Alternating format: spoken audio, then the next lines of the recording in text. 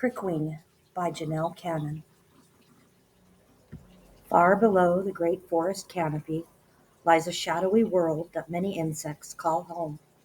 Among the damp clutter of fallen leaves and branches, leaf-cutting ants toil all day while large cockroaches await their evening search for food. One cockroach had looked like all the others, until a close call with a hungry toad, and his wild escape from the toad's sticky tongue. He had twisted one of his fine long wings. Since then, everyone called him Crickwing. Crickwing despised his nickname, and he avoided hearing it by staying far away from the other creatures. He would sneak out to find his food when the night was darkest, knowing that the forest was crawling with predators even worse than ravenous toads. The forest seemed much less fearsome whenever Crickwing found a nice pile of tasty leaves, roots, and petals. He took comfort in their bright colors and interesting shapes, and he often built sculptures from them before he ate them. When he was busy playing with his food, he could almost forget the pain in his crooked wing. One night, Crickwing created his most beautiful, wonderful sculpture ever. He was so absorbed in his work that he didn't hear the soft footsteps behind him. Pow! Swoosh! A sharp-eyed monkey clobbered Crickwing and swiped his sculpture. Crickwing dived for cover. "I only let him get away with that because he's so big," he grumbled, cowering under a rotten log. Crickwing hid until the next night, when hunger drove him out to search for a meal. But as soon as he had added the final flower petal to his dinner, an enormous scaly lizard nearly gulped him down. Crickwing dodged, and the lizard took off with his edible artwork. "Another masterpiece ruined!" Crickwing panted. "I'm starving. My wing aches. I don't know if I can take this much longer." The next night, things got even worse. An ocelot pounced and nearly crushed Crickwing. When he darted away, the ocelot scooped him up in her massive paw and threw him high into the air. "Oh no!" Crickwing wailed. "Not again!" When he landed, Crickwing scrambled about in a panic and leaped into a crevice under a stone, where he collapsed in angry tears. "I'm so tired of having to run from giant predators," he seethed. "I hate being so small, and I hate never being able to finish a meal. I'm a mere exoskeleton." Through the long night, Crickwing's wing throbbed as he waited in his hideout. Many hours later, sunlight streamed into his cave, and the leaf-cutting ants began another busy day. Thousands of the tiny workers carried large slices of leaves back to their colony. Crickwing, groggy and still angry, crept out for a better look. "Ha! These guys are even punier than I am," he muttered. None of the ants seemed to notice him. Crickwing inched closer. "There's something about these eensy critters that just bugs me. Why isn't anyone bothering these little twerps?" He placed a spiny leg across the leaf-cutter path. "Well, let's see what happens now," he chortled. "Have a nice trip. See you next fall." Several ants stumbled, but then went back to work as if Crickwing weren't even there. "This'll get their attention," he growled, picking up a leaf from the path. The ant carrying the leaf hung on tight, which gave Crickwing a dastardly idea. He hung several ants from a vine one by one, and watched with glee as their tiny legs flailed. Crickwing laughed so hard that he nearly forgot his aching wing. The next night, Crickwing wolfed down a sweet flower bud, not even noticing its dazzling purple color. He had work to do. Right in the middle of the leafcutter trail, he dug a deep hole in the ground. Then he crouched behind a rock, waiting to see what the ants would do. In the very early dawn, the ants rose as usual and went to work. When they returned, their cargo clamped in their jaws, they could barely see the way. They plummeted into the trap, piling into a great green heap. "These muddling molecules are so easy to fool," snorted Crickwing. Back in the leafcutter colony, the queen of the ants called a meeting. "This week's production is down," she barked. "What on earth is going on?" "It, it's a cockroach, Your Highness," stammered Tara. "He's picking on us," added Gravel. "No cockroach meddles with our colony. Seize him," ordered the queen. The next morning, the ants found Crickwing fussing with his latest ant trap.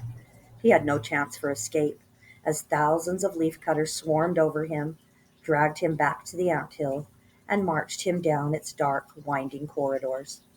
When the tunnels narrowed, the ants crammed Crickwing through one final tight spot. Pop! His wing snapped back into place, and he realized that the throbbing ache was gone. Before he could give it another thought, the ants pulled their prisoner into a chamber and buried him up to his neck. For hours, the whole colony filed by, whispering to one another, "How do you think he became so awful?" And "His mother must be heartbroken." "That big oaf showed up just in time for the annual peace offering to the army ants," crowed the queen. "There's no way they'll attack us if we hand this hefty no-gooder over to them. Truss him up like a fat turkey he is, and ship him out." The leafcutters bound Crickwing, hauled him back through the dim tunnels, and carried him up into the forest. The ants hiked in silence for a long time. "I can't do this," Eartha blurted at last. "Neither can I," Tara shuddered. "Remember the giant beetle we brought to the army ants last year?" "Yeah, they took him apart before we could even turn around and leave," quavered Gravel. Crickwing gulped. "Nobody deserves that, not even this big bully," said Eartha. "I say let him go. He never really hurt any of us." "What will we tell the queen?" Tara gasped. "And what about the army ants?" Gravel howled. "They'll level our colony." "I just can't watch them shred this guy," insisted Eartha. "We'll figure something out on the way back. Let's go." The ants released Crickwing and fled. Crickwing was stunned. The queen is going to have their heads, and the whole leafcutter colony is now in serious danger, all because of me. Now that his wing was no longer hurt, he could think clearly. I have to do something, but what? Then Crickwing had a brilliant idea. "Wait, wait!" he yelled, racing after the leafcutters. "I can help! Wait!" He described his plan, and the ants listened carefully. "We'll have to move quickly, but if every ant pitches in, I think it'll work," Crickwing said. "Can we trust this yahoo?" yelped Gravel. "Do we have much choice?" snapped Tara. "The plan is worth a try, and we'll do our best to win the patience of the queen," Eartha promised. "But we don't have much time." "Jump on my back, all of you," said Crickwing. "I am one fast runner." In a far corner of the forest, in the army ant camp, the lieutenant paced angrily. "Those leaf-eating fools are late," she snarled. "If we don't have our peace offering by tomorrow at dawn, we march in and take what's rightfully ours." As the hours passed, the army ants grew more agitated. At first light, the army swarmed from its nest, ready for conquest. "No one," shouted the lieutenant, "absolutely no one keeps the army ants waiting." They poured like an angry river down the trail to the leafcutter anthill. As the ferocious ants turned the final bend, they stopped, dead in their tracks. For a long, silent moment, they stared at the hugest, strangest, greenest anteater they'd ever seen. It loomed high over them, its terrible tongue dangling from its mouth. The lieutenant's squeaky voice broke the quiet. "Halt! About face! Run away!" The army ants tripped over one another as they scrambled back toward their camp, none of them daring to look back. Crickwing and the leaf-cutting ants peered from atop the leafy anteater's head, watching the warriors fade into the forest. They all held their breath until the entire terrified horde had vanished. Then the queen approached. I don't think we'll be seeing them ever again, thanks to you and your enormous sculpture, Crickwing, she said. Or should we call you Straightwing now? We need someone to help us keep this anteater in order. So I hope you will decide to join our colony. And I hear that you're an incredible chef. I just like to play with my food, Crickwing replied. And please call me Crickwing, Your Highness. I'd very much like to stay. The first thing I want to do is prepare a great celebration feast for everyone. 3 cheers for Crickwing, shouted Eartha. All the ants joined the cheer, then rushed into the forest. They gathered the brightest flower petals they could find and cut them into sparkling bits. All night at the banquet, everyone threw flower confetti, danced the 6 step, and sang until sunlight came creeping through the trees. The queen peeked at the dawn and blinked drowsily. I declare today a holiday, she yawned. Hear, hear, said Crickwing, and for the first time in colony history, the leafcutters took a day off.